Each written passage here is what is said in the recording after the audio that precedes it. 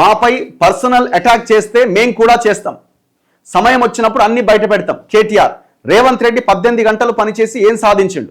మద్యం ఆదాయంలో వృద్ధి తప్ప అన్ని రంగాల్లో తెలంగాణ వెనక్కి. జాబ్ క్యాలెండర్ కాదు, అది జాబ్ లెస్ క్యాలెండర్. నిరుద్యోగుల తరపున అసెంబ్లీలో మాట్లాడతాం.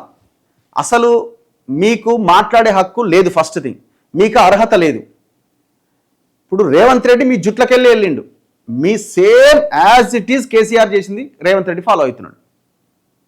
ఇప్పుడు నువ్వు ఇలా మద్యం ఆదాయంలో వృద్ధి తప్ప అన్ని రంగాల్లో తెలంగాణ వెనక్కిపోయింది.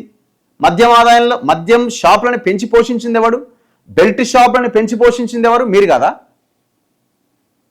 ఆ టేస్ట్ రేవంత్ రెడ్డికి చూపించింది మీరే కదా. దాదాపు 30 నుంచి 40 వేల కోట్ల ఆదాయము కేవలం మద్యం ద్వారా తీసుకొస్తూ మిగతా అన్నింటినీ ఖతం చేసిరు కదా.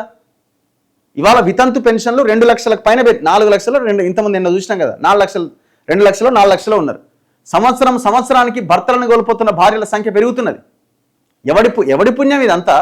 నువ్వు స్టార్ట్ చేసినావు, రేవంత్ కంటిన్యూ చేస్తున్నాడు.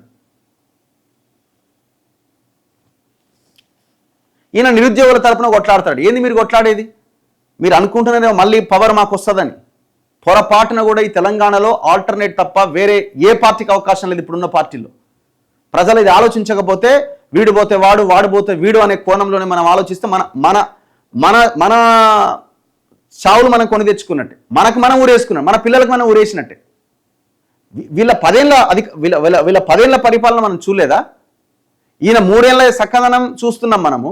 వీళ్ళది ఏకంగా 10 ఏళ్ళు చూసినాం కదా. 10 ఏళ్లలో మీరు చేసిన కార్యక్రమాలు ఏందో చెప్పవు. నిన్న మేము ఖమ్మం జిల్లాకు పోయినాం, ఖమ్మం టౌన్కు పోయినాం. నెహ్రూ నగర్ అట. అసలు మేము పోయిందేమో ఆ నిరుద్యోగి వేణుకుమార్ సూసైడ్ అటెంప్ట్ చేస్తే ఆయన దగ్గరికి పోయినాము, వచ్చినాము. నడుచుకుంటూ వెళ్తుంటే ఇటు చూడు హాస్పిటలే ఉంది, ఇటు చూడు హాస్పిటలే ఉంది, ఎటు చూడు హాస్పిటలే కనబడుతుంది. ఇదేంద్ర కిరాణా షాపులు లెక్కునే హాస్పిటల్స్ అంటే ఒక్క నెహ్రూ నగర్ ఆ ఏరియాలో 300కు పైన హాస్పిటల్స్ ఉన్నాయట. చాలామంది మెసేజ్లు పెడుతున్నారు. అలా ఒక్కరు కూడా నర్సు ప్రాక్టీస్ చేసిన వాళ్ళు లేరు. మొత్తం 10th పాస్ 10th ఫెయిల్ అయిన వాళ్ళని పెట్టి నడిపిస్తున్నారు. దాదాపు సగానికి పైగా రెసిడెన్షియల్ ఇళ్లలో నడుస్తున్నాయి. మొత్తం దాదాపుగా కొంతమంది ఆర్ఎంపీ డాక్టర్లే అక్కడ బోర్డులు మార్చుకొని వాళ్ళు చలామణి అవుతున్నారు డాక్టర్లుగా. అసలు ఒక అంబులెన్స్ పోవడానికి అవకాశం లేదు. హాస్పిటల్ అంటే ఎట్లుండాలా? మల్టీ స్పెషాలిటీ హాస్పిటల్ అని బోర్డు. 4 వైపులా అంబులెన్స్ తిరగడానికి అవకాశం ఉండదు. అసలు నీకు మెయిన్ రోడ్లోనే ఎంటర్ కావడానికి అవకాశం లేదు. ఏం సాధించారు తెలంగాణలో? వైద్యము, విద్య విషయంలో, ఉద్యోగాల విషయంలో. మీరు మళ్ళీ పవర్లోకి ఈనాడు కొట్లాడుతారా, మళ్ళీ పవర్లోకి వస్తారట. ఎట్లా? ఏ లెక్కన? అదే గవర్నమెంట్ హాస్పిటల్కి పోయినాం, అత్యంత దరిద్రంగా ఉన్నది. పక్కనే ఉంది, ఆనుకొని 100 మీటర్ల దూరం కూడా లేదు. ఇది ప్రతి జిల్లాలో ఉన్న పరిస్థితి.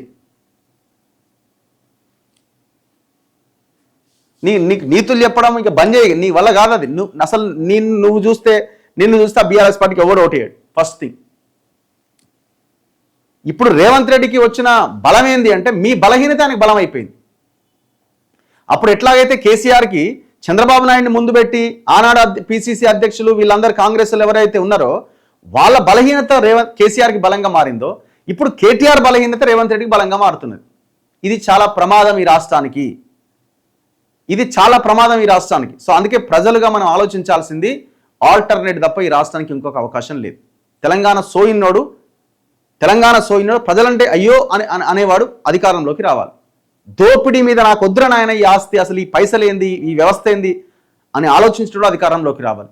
ఎడ్యుకేషను, హెల్త్, మన మన మన పిల్లలకి విజ్ఞానము, విద్య, మన పిల్లల ఆరోగ్యం గురించి పట్టించుకుంటూ అధికారంలోకి రావాలి. అప్పుడు ఏమన్నా రాష్ట్రం మారుతుంది, మన జీవితాలు ఏమైనా మారుతాయి. వీళ్ళతోనేమవుతుంది? వీళ్ళతో అసలు కాదు. పొరపాటున మనం వెనక్కి తిరిగి చూసి మళ్ళీ ఏడుంది బీఆర్ఎస్ అని వెతికినమా, ఖతం. రేవంత్ రెడ్డి పని అయిపోయింది. Close chapter. ఇట్లా వచ్చిండు, అట్లా పోతున్నాడు, గంతే. ఎవరిని తీసుకురావాలన్నదాన్ని మన చేతిలో ఉన్నది. ఆలోచించండి. 3 మంత్రులు ఉన్నారు ఖమ్మంలో. ఆ అబ్బాయి సూసైడ్ చేసుకుంటే అటెంప్ట్ చేస్తే పాపం బతికిండు. 100 పిల్స్ మింగిండట, 100 నిద్ర మాత్రలు మింగిండు. వాళ్ళ అమ్మ బైపోలర్ డిజార్డర్తో బాధపడుతున్నా వాళ్ళ అమ్మ వేసుకునే టాబ్లెట్స్ అబ్బాయి ఆ స్టిప్పులన్నీ తెచ్చుకుంటే అవన్నీ మింగేసిండు.